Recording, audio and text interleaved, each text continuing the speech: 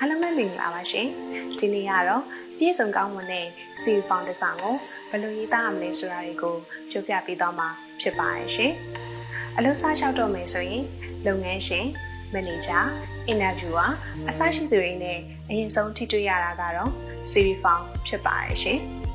အင်တာဗျူးမှာ short list အနေနဲ့ပါဝင်လာအောင်အလုပ်လျှောက်ပါ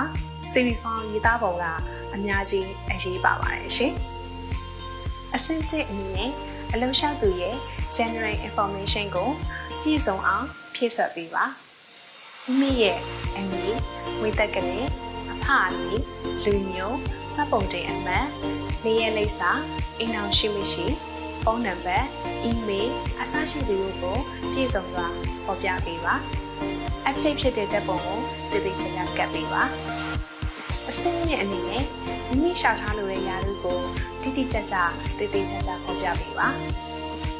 အဆင့်3မိမိရဲ့ပညာရည်ချင်းဘွဲ degree diploma တက်ရောက်ခဲ့သည့်တက္ကသိုလ်ရရှိခဲ့သည့်ပညာသင်နဲ့အစရှိသူတို့ကိုတိတိကျကျဖော်ပြပေးပါအဆင့်4လုပ်ငန်းအတွေ့အကြုံလုပ်ငန်းအတွေ့အကြုံကိုဖော်ပြတဲ့နေရာမှာမိမိနောက်ဆုံးလုပ်ခဲ့တဲ့အလုပ်တွေကိုအရင်ဆုံးဖော်ပြပေးရမှာဖြစ်ပြီးအရင်ဆုံးလုပ်ခဲ့တဲ့အလုပ်တွေကိုနောက်ဆုံးမှဖော်ပြပေးရမှာဖြစ်ပါတယ်ရှင်အဆင့်5တက်ရောက်ခဲ့မှုတဲ့သင်တန်းများကိုဖော်ပြပေးပါ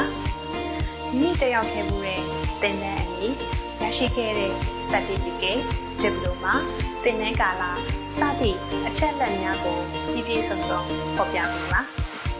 အဆင့်6ဘာသာစကားများမိမိရဲ့မိခင်ဘာသာစကားအပြင်အခြားသောမိမိဘာသာစကားများကိုပါမိမျှကျွမ်းကျင်မှုရှိကြောင်းကိုတိတိကျကျဖော်ပြပေးပါအဆင့်9မိမိကျွမ်းကျင်သောစွမ်းရည်များကိုဖော်ပြပေးပါ presentation skills communication skills problem solving skills Microsoft Word Microsoft Excel အစရှိတဲ့ကျွမ်းကျင်မှုများကိုမိမိညီမျှအတိုင်းအတာအထိကျွမ်းကျင်မှုရှိကြောင်းကိုဖော်ပြပေးနိုင်မယ်ဆိုရင်တော့အကောင်းဆုံးဖြစ်ပါတယ်စိတ်ရှည်ဝါသနာများ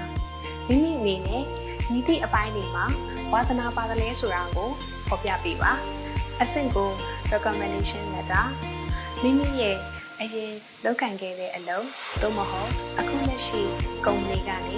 မိမိရဲ့လုပ်ရည်ကိုင်ရည်ကိုထောက်ခံပေးတဲ့ထောက်ခံစာရရှိရင်ပူးရဲတင်ပြပေးပါအဆင့်30 cover letter ကိုတွဲတင်ပေးဖို့မမေ့ပါနဲ့